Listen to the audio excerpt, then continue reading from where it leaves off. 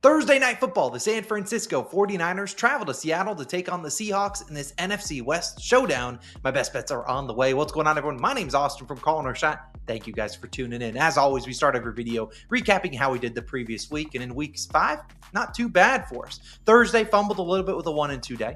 Then we dominated Sunday with a 9-2 overall day. And then Monday, a reverse sweep, an 0-3 day. Overall, 10-7, up 4.47 units. Now, Monday, I don't need to tell you, we got a little unlucky. We lost our ladder challenge, day 6, Olave. Painful, still hurts to the day. But we also got really unlucky with Derek Carr's over and pass attempts. He would have hit it. But of course, he gets injured on his final drive, and then he would have came in for the 2-minute drive where he's just chucking it around to cash. He got injured there. 0-3. Pretty brutal breaks for all of our 3 picks that night. But either way, still up 8.27 units. Let's keep things moving as we go into week 6. This is the first game of week 6. Now, there was another video we already posted for week 6. It's where Logan and I go through every single game. They give our favorite spread, total, money line, you name it. We've had a really good track record on that video in those picks. We track them for the season long. Go tap into that. Every game is timestamped in that video. So if you're curious our thoughts on this game or that game, you can definitely go jump around in that video. I'll link it at the top of the description. Let's dive into this Thursday night game. And the first thing we'll start with is our Underdog Fantasy Free Square. It's for Brock Purdy to get 1 yard. I talk about Underdog all the time because we're always doing multiple entries over there every single week because we love Underdog and they give out a lot of promos for you guys. If you are a new user and you sign up using my code COS or the link in the description, they'll match your first deposit up to $1,000. It's like a 50% match, and they'll give you this Brock Purdy Free Square. Hey, take advantage of that. We'll talk about an Underdog Fantasy entry I like in this game at the end of the video. But let's dive into the picks. The first one that we will begin with is a running back, and his name is Kenneth Walker III. I like his over 80.5 rushing plus receiving yards minus 115 on BetMGM. Now, if you're like Austin, I only have one. I can't take rushing plus receiving. I only have rushing yards or receiving yards. Which one do you like? I lean rushing, but I don't love rushing enough to put 1 unit on it. I think there's a lot of value on both of these likes. I think there's a chance that Kenneth Walker could get his over in rushing yards alone over this line, or he could get a ton of receiving yards too. So I think there's a lot of factors why you want to take both of them. If I had to take one, it'd obviously be rushing yards, but I really would advise you to try to find a book with rushing plus receiving. So far this season, Kenneth Walker had 109 rushing plus receiving yards in week 1.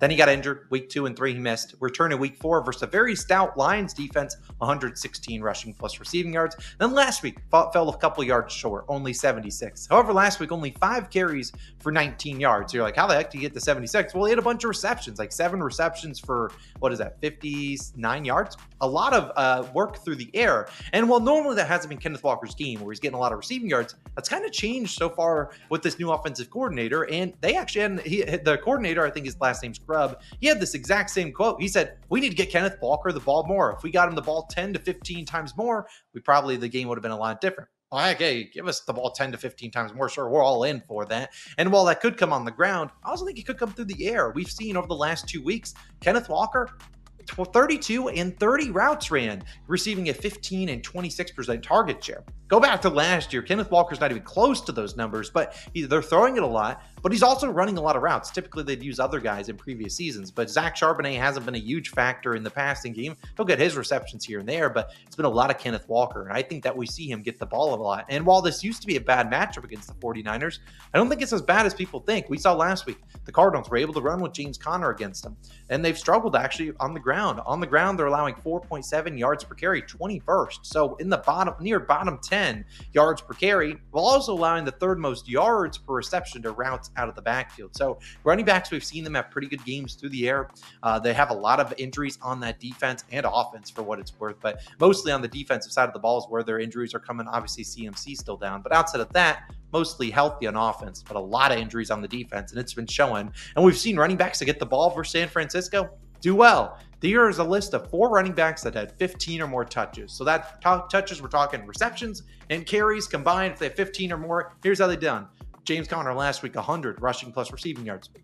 Ramondre Stevenson only 62 the week before. The Patriots didn't get anything going. And then you saw Kyron Williams with 116 and Breece Hall with 93. Look, Kenneth Walker is about as good as all those guys. He's really, really talented. I think a lot of people he's very underrated because he hasn't been able to stay 100% healthy. But I think there's a realistic possibility he gets above 15 touches. Heck, he can get him into the 20-plus touch cap territory. I mean, we look at his rush attempts line sitting at 13.5, about minus 130 on the over. And his receptions line sitting at 2.5, about minus 180 juice on the over. So both of his rush attempts and receptions lines are pretty juiced. I think we see him get 15 to 20 touches, and I'm confident he can get us above this 80-yard mark. So I like Kenneth Walker III over 80.5 rushing plus receiving yards as my first play in this game.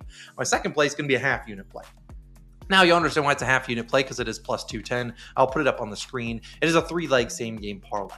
The first leg is Brandon Ayuk under, yes, you heard that right, under 64.5 receiving yards. The second one, Deebo Samuel, 50 plus rushing and receiving yards combined. And the third one, Jordan Mason, the running back, 50 plus rushing yards. You could take Mason 50 plus rushing and receiving. I don't care about the receiving. Just give me the rushing yards here. Now, look, I'll talk about probably Brandon Ayuk last. Why am I fading Brandon Ayuk? I'll talk about him last. Instead, we'll start with the other two guys, which we're rooting on, Jordan Mason and Deebo Samuel. We'll begin with Mason. So far, and I forgot to mention, half unit play, plus 210 on Bet365, plus 174 on FanDuel, plus 158 on DraftKings. So still, I play a half unit to all those values. Now, let's talk about Jordan Mason. He has 75 or more rushing yards in 5 straight. We obviously only need him for 50. Last week, we saw Tyrone Tracy Jr., the rookie for the Giants. He ran for 128 against the Seahawks. The week before that, Gibbs and Montgomery combined for 118. So we've seen guys be able to run against them. We know if they're handing it off, it's most likely going to Jordan Mason. So I think he gets 50 rushing plus receiving or rushing yards. I think he get even more than that. And then we turn to the page to Deebo Samuel. You look at him so far this season, 77, 100, 72, and then only 20 rushing plus receiving yards. Last week, 1 reception on 3 targets and 3 carries for 9 yards. A very, very bad game for Deebo Samuel. I imagine they fixed some things. It was a big week for Brandon Ayuk last week. Wouldn't shock me if this is a big week for Deebo Samuel. It's a matchup he has owned. His last 6 career games versus Seattle.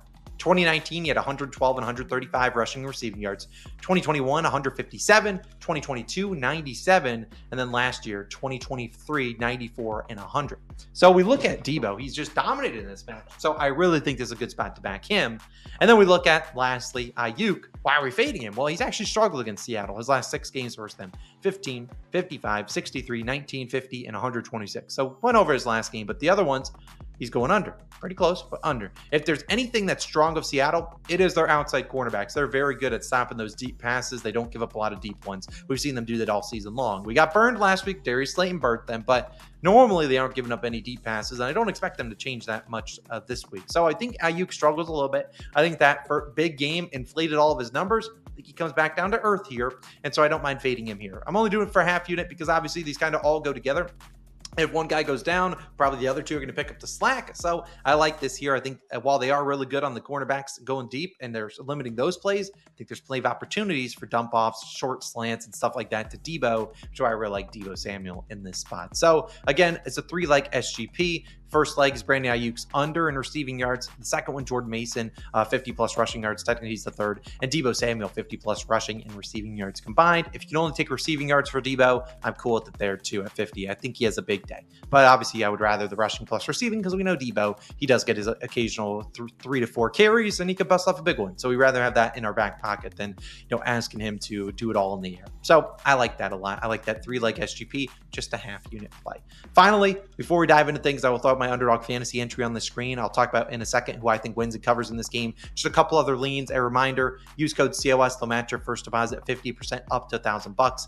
And they'll give you this Brock Purdy free score. Just make sure you use code COS or the link in the description. I appreciate anyone that uses it. You see the legs. Jordan Mason, rush yards is a normal line. Deebo, rushing plus receiving, his normal line. Ayuk's regular under. And then we got Kenneth Walker thrown in there. $20. I think we're going to do a chance at making that. Now, finally, we need to talk who I think wins and covers in this game. Gun to my head, I'm backing the Seahawks plus 3.5. Last week, I faded the Seahawks in our best bets video, and if you want to hear my thoughts on who I think wins, covers in every single game, I certainly encourage you to go check out that video. I talked about it, top link in description. We've had a really good track record there, and while I don't track those towards my official record, I do use that to kind of dictate where I think I'm going to take some props. So if I think the Jaguars get smoked, maybe we're targeting some Trevor Lawrence passing yards and things like that, or maybe some receivers there. But I like the Seahawks plus 3.5. I think they keep this game close. Coming off a loss to the Giants, I think this one's tight. They could lose by 4. Would not shock me if they lost by 4 because the 49ers also coming off a loss. You saw in these previous matchups, the Seahawks won 4 straight. They've now lost 4 straight. I think this is a tight game. I like the field goal down to the wire. Also, 49ers have a kicker injury. Jake Moody's not going to play. So one of the most consistent kickers Now they maybe don't have him in there, so they might be a little bit, maybe a little bit more skeptical with field goals, or maybe they missed one late that could tie the game or something like that. So don't be shocked there. But I'm gonna throw it to Logan, as I talked about. Logan's always involved in all of our those NFL Week 6 best bets video, talk about all the games. Throwing it to him for his favorite pick in this one. Let's see what he's got. For this Thursday night game, I'm actually taking a team total, and I'm taking the Seahawks team total under in this one. I really think the Niners defense is going to show up in a big way. I think stylistically, this is one of those matchups that I don't see the Seahawks being able to have a lot of offensive success. Whatever they do on defense, don't really want to concern myself with the Niners offense versus Seattle. So that's why I'm just sticking with a team total in this one. Look, I think if we look at what happened last week with the Seahawks offense against that Giants defense, they give up 7 sacks. Now you're telling me pass rushers like Nick Bosa and Floyd, etc., can't exploit that offensive line? I think you'd be crazy to not think that this Niners front will be able to get after Geno Smith. And if you look kind of how the Seahawks have been doing, they have not been a great efficient running team. They're not able to keep the defense honest. If you look at the last few weeks, they're barely breaking 100 yards rushing in a lot of these games. They're dropping back to pass a lot. The strength, obviously, of the Seattle offense is passing, but this Niners defense will be able to game plan for them. I think they're able to hold them out of the end zone in a lot of drives, settling for field goals. And again, if they're not that efficient of an offense in this spot, I don't see them being able to crack that number, getting even over 20 points in this one. I think they're going to struggle to get much past 17 points, if I'm being honest with you. We saw a shootout last Thursday night with two offenses that just lit up the scoreboard. I think this Thursday night has a little bit different of a trend. I think if you look at how San Francisco wants to play offensively, I think they just want to play time and possession, keep Seattle's offense off the field. I don't think Seattle's offense is going to have a whole lot of possessions in this one. Give me the Seahawks team total under in this one. I think that would be my best angle to attack in this one, rather than having to play a pretty sharp spread, because I think 3.5 is a pretty sharp number. Rather than having to play the field goal type spread, I'll just stick with the Niners getting back to Niners football and playing great solid defense. Give me the Seahawks team total under as my favorite angle. I won't lie to you. I don't know if I love the Seahawks team total under 22.5, but hey, that's what Logan kind of likes. So we'll see how that works, as well as my Seahawks plus 3.5. But for the official picks, we're tracking towards the video. Show our record. We're going to go with Kenneth Walker's over in rushing plus receiving yards and the half unit 3-leg SGP on the 49ers, and one more 1-unit play, and that will be day 1 of the ladder challenge. We're running it back. We're not losing. Chris Olave, I hate you. But either way, we're going to dive back into another ladder challenge. As always, we play them for 1 unit in addition to the $10. It's obviously an easier way to build up your bankroll. And if you've been doing that, as you saw in the beginning of the video, you're up a little over 6.3 units. So we like doing the 1 unit on them. So in total today, I have 2.5 units risked on this game. Let's hopefully have a great week. But I'll see you guys in the next one. More NFL videos to come for Sunday's NFL slate. See you in those. Peace.